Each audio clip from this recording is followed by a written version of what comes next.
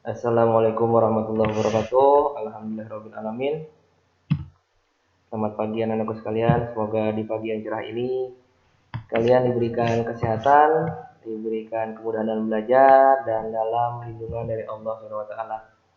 Oke, pada kali ini pembahasan kita yaitu mengenai klasifikasi materi dan perubahannya. Jadi melanjutkan materi sebelumnya. Sama yang akan kita pelajari, klasifikasi materi. Yang kedua, perbedaan sifat unsur, senyawa, dan campuran. 3, perbedaan larutan asam, basa, dan garam. Jadi, poin 1 sudah dijelaskan kemarin ya, materi. Poin 2 sudah mengenai unsur. Sekarang pembahasan selanjutnya adalah tentang senyawa dan campuran. Jadi, sebelumnya kita karena sudah belajar unsur, kita harus tahu dulu, kita flashback sebentar. Unsur adalah zat tunggal atau suatu zat yang tidak bisa dibagi-bagi, atau suatu zat yang sangat kecil. Karena sangat kecilnya dia sudah tidak bisa dibagi-bagi. Jadi diulangi ya, unsur adalah suatu zat yang sangat kecil, saking kecilnya dia sudah tidak bisa dibagi-bagi. Lalu yang kedua, senyawa. Senyawa simpelnya seperti ini pengertiannya. Kalau unsur adalah zat yang tidak bisa dibagi, kalau senyawa adalah gabungan dari unsur. Karena dia gabungan dari unsur, otomatis pada saat nanti ada suatu reaksi kimia, dia juga bisa dibagi. Menjadi apa? Menjadi suatu unsur lagi. Ulangin. Suatu senyawa adalah gabungan dari unsur. Bisa 2, bisa 3, bisa 4, atau bisa lebih. Namanya gabungan dari unsur-unsur. Oke. Dan senyawa sendiri bisa dipecah dengan sebuah reaksi kimia menjadi unsur. Kembali lagi ke unsur kalau dipecah. Jadi digabung lagi akan membentuk senyawa dipecah akan membentuk unsur. Oke ya, paham ya? Nah, contohnya apa? Contohnya ini Perpan ngambil cuma satu saja nih, yaitu H2O. Karena yang gampang dulu deh H2O. Ya, H2O. H2O sendiri terbentuk dari unsur hidrogen dan unsur oksigen.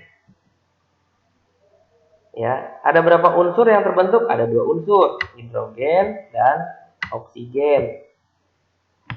Ada berapa unsur hidrogen? Ada 2. 1, 2. 1, 2. Digabung menjadi satu dengan oksigen akan membentuk H2O, yaitu senyawa. H2 ini adalah senyawa. Apa namanya? Nama H2O adalah air. Contoh selanjutnya ada lagi. Misalnya ada Na, langsung aja digabung NaCl. NaCl terbentuk dari apa? Terbentuk dari atom Na dan atom Cl. Na inisial dari natrium, Cl inisial dari klorida. Jadi akan membentuk gabungan dari unsur ini antara Na dan Cl, yaitu NaCl. Apa nama NaCl? NaCl adalah garam dapur. Nah, berdasarkan asal pembentukannya, senyawa dibagi menjadi 2. Ada yang organik, ada yang anorganik. Jadi kalau organik adalah senyawa yang berasal dari makhluk hidup atau dari proses fotosintesis. Contohnya ini, gula nih, sudah dikasih contoh, simpel saja, nggak banyak contohnya emang. Gula, ada alkohol, ada CONH2. Jadi contoh dari senyawa organik adalah gula dengan rumus kimianya C12H22O11, atau bisa gula juga rumus kimianya adalah C6H12 12, O6. Ini juga sama, inisial dari gula atau rumus dari gula. Lalu alkohol dan urea, CONH2 2 kali. Kalau kita perhatikan dari contoh ini, gampang juga. Bahwasanya kalau senyawa organik, jika dia memiliki atom C, H, O bergabung, itu akan membentuk atau yang disebut dengan senyawa organik. CHO, CHO, CH dan O digabung akan membentuk senyawa organik. Lalu kalau senyawa anorganik, ya berarti selain itu ya, berasal dari sumber daya mineral yang terdapat di minyak bumi.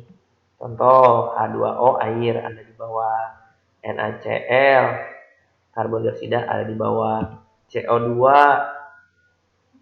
NaCl garam adanya di laut di bawah, di bumi juga kan, karbon dioksida CO2 adanya di itu kendaraan bermotor atau di tanaman, hasil dari pembuangan tumbuhan pada saat proses respirasi ya.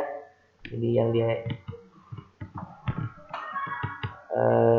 dihisap CO2, yang dikeluarkan adalah oksigen. Kalau ini sama, ininya ada di alam.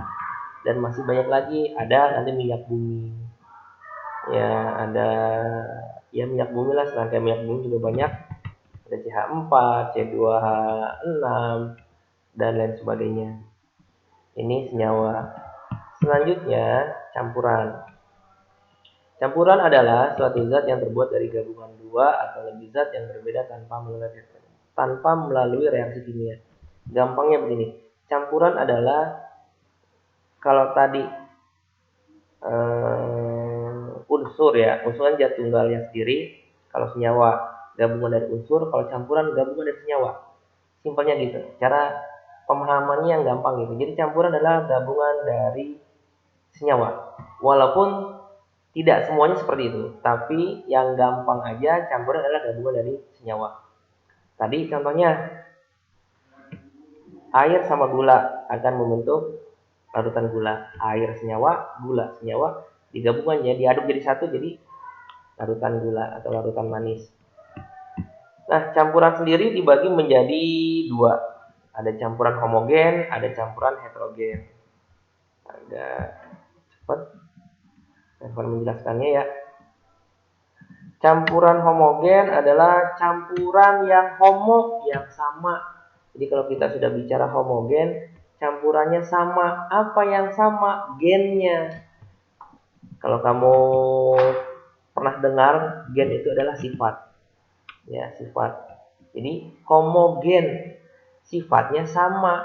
Campuran yang memiliki sifat sama. Kalau heterogen, hetero beda, gen sifat. Jadi campuran yang memiliki sifat beda, sifatnya beda. Oke.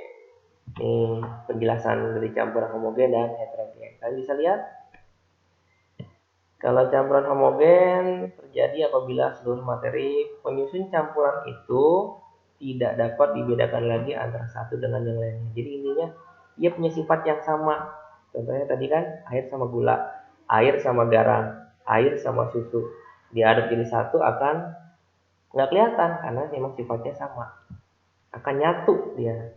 Sedangkan campuran heterogen dari pengertiannya campuran yang memiliki sifat beda. Senyawa dijadi satu, dicampur. Kalau sifatnya beda diaduk jadi satu, dia nggak bakal nyampur. Akan terpisah. Misalnya apa nih? Air dengan minyak goreng dijadi satu, nggak bakal nyatu, akan terpisah.